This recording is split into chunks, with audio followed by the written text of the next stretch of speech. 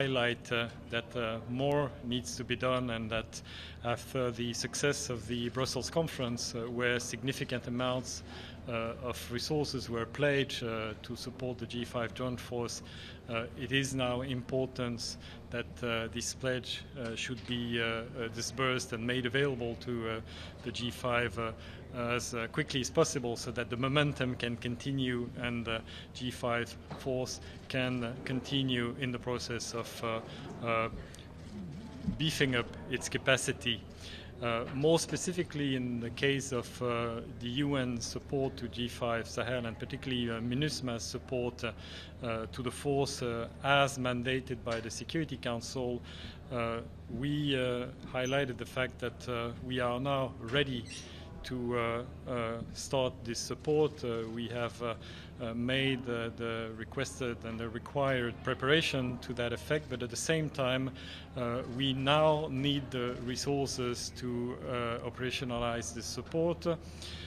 We are very grateful to the European Union for its support, and thanks to that support we will be able to begin engaging some funds and providing G5 force with some support in the area of logistical support. But at the same time, we need more financial resources to be able to engage in the kind of support that requires more predictable funding, particularly when it comes to building the camps for the G5 force, the 6 camps that are to be built in Mali.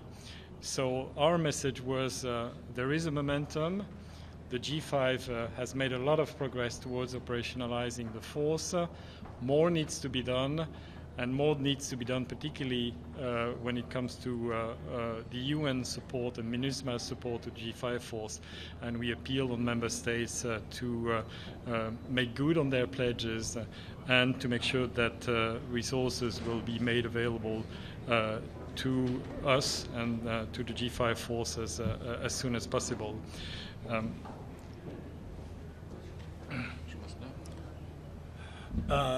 Merci bien. Je voudrais donc, à la suite de ce qu'a dit le secrétaire général adjoint, exprimer notre soutien et notre gratitude à l'ensemble des États membres, particulièrement à ceux qui ont fait des annonces de contribution lors de la conférence de Bruxelles. Nous avons fait le point de la situation par rapport à l'état de déploiement de la force du G5 Sahel. Nous avons d'autre part salué le travail remarquable qui a été fait par les équipes du secrétariat général, que ce soit au niveau ici du quartier général et au niveau de la MINUSMA pour soutenir la force.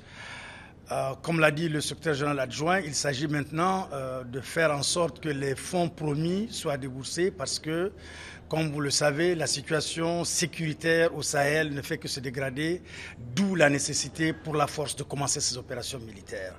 Nous avons reçu en ce sens des promesses fermes de beaucoup de pays contributeurs que dans les jours, les semaines à venir, les fonds promis seront mis à la disposition aussi bien des Nations Unies, de l'Union européenne et du fonds fiduciaire de la MINUSMA, du G5 Sahel pour que nous puissions commencer les opérations. Je vous remercie.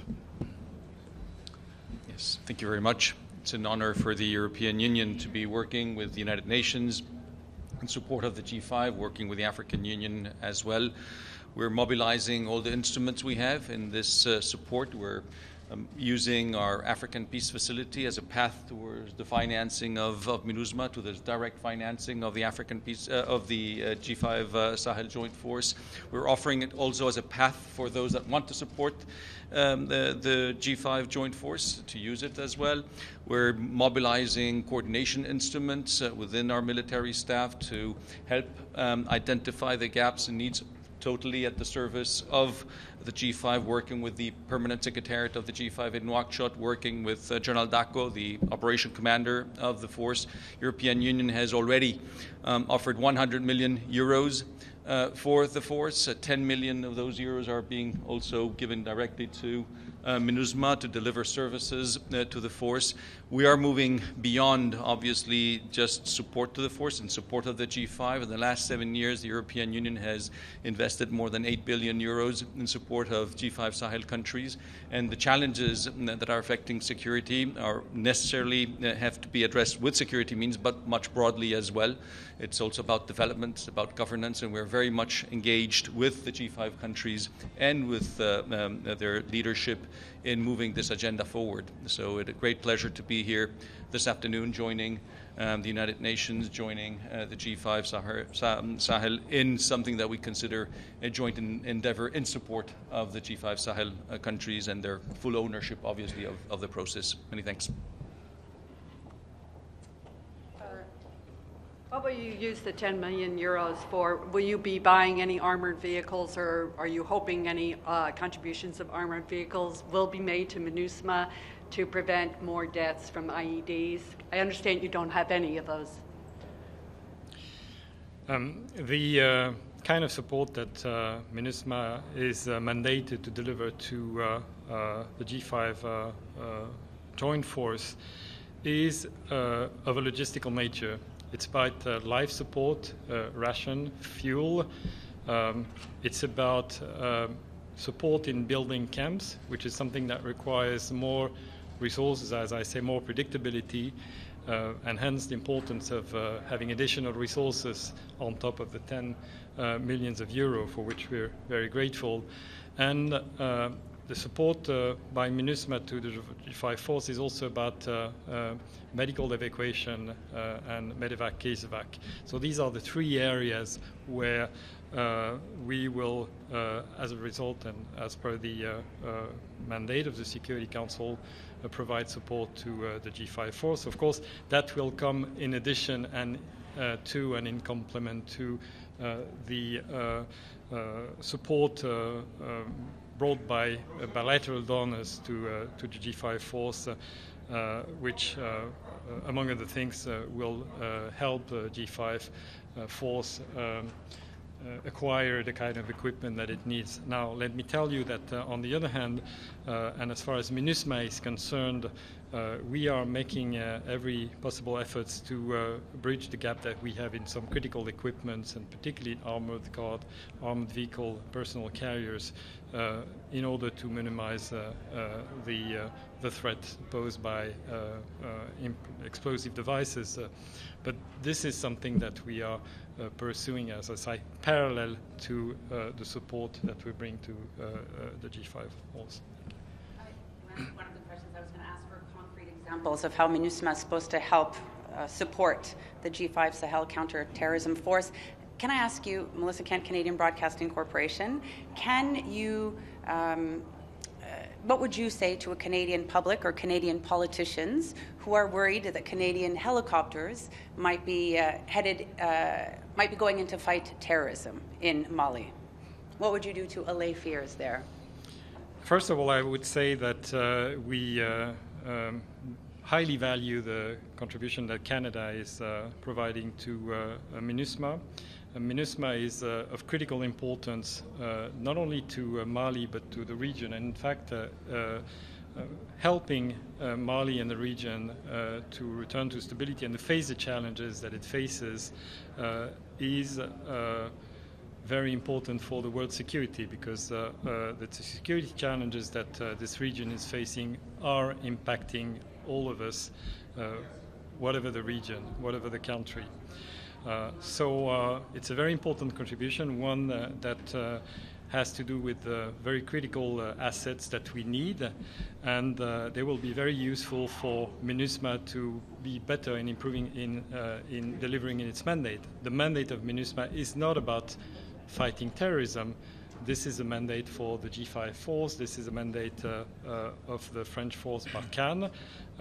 MINUSMA is there to support the achievement of a political solution and to protect the population.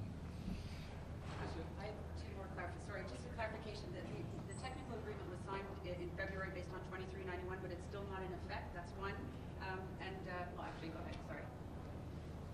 No, go ahead. It's still not in effect? Pardon me? The technical agreement signed in February based on 2391 is still not in effect. You said that you, even though... No, the technical agreement is in effect. We have the basis to start operationalizing support, implementing that support as soon as we have the funds and they're forthcoming. So I guess, within days or a few weeks maximum, we will start implementing that these actions. Question pour Monsieur Lacroix, s'il vous plaît, sur la juste une petite question sur la Centrafrique, qui est un peu à part du sujet. Le président centrafricain hier a demandé un renforcement des casques bleus pour la Centrafrique. Est-ce que vous allez accéder à cette demande et est-ce que vous pouvez confirmer que la Russie a proposé de fournir des casques bleus pour ce pays? Nous travaillons sur la base du mandat qui nous a été donné par le Conseil de sécurité pour le renforcement de la force, c'est-à-dire l'accroissement des effectifs militaires. Et d'ores et déjà, un certain nombre d'éléments sont déployés ou sont en cours de déploiement en République centrafricaine, notamment en provenance du Rwanda. Et nous travaillons par ailleurs avec un certain nombre d'autres pays que nous avons contactés pour fournir des troupes additionnelles afin de faire aboutir la totalité de ce renforcement, c'est-à-dire 900 hommes supplémentaires pour la MINUSMA. L'ambassadeur Wefi. We have a question for Mr. Lacroix, too. Ambassador Wafi, the attack in Ouagadougou in Burkina Faso in March, how would the development of the force since then, how would it address these type of events that took place in Burkina Faso in March? And for Mr. Lacroix, I'm sorry to ask you, but in South Sudan, there's recently been allegations of either child rape or now recharacterized as child sexual assault. And I'm just wondering, what is the definition the DPKO uses, and what is DPKO? It seems like there are two recent events there. What's happening with the mission, and what is your office doing to address these issues? Thank you.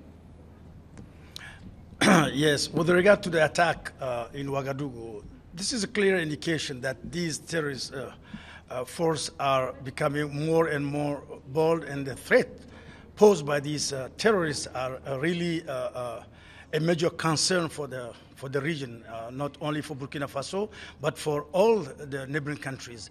And this is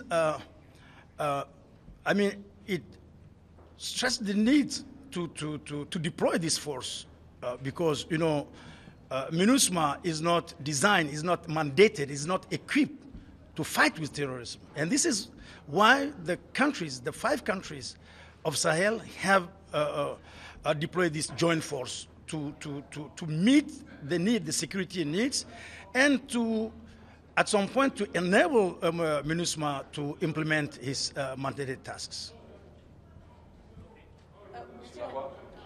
Let me just answer to that question very briefly. I would like to say, first of all, we were aware of these allegations and we're taking them very seriously. We're in touch with the particular troop contributing countries. And let me tell you, just to illustrate what I've just said. In the case of South Sudan, we had recent cases, allegations regarding police units, 40 individuals, all of them have been removed from active service, and we're very actively pursuing these cases with the police contributing countries. So let me assure you that we're completely determined to go to the bottom of all this and make sure that those responsible will be found, will be held accountable. Thank you. One more question about the technical agreement. Do you have no armored vehicles for MINUSMA still?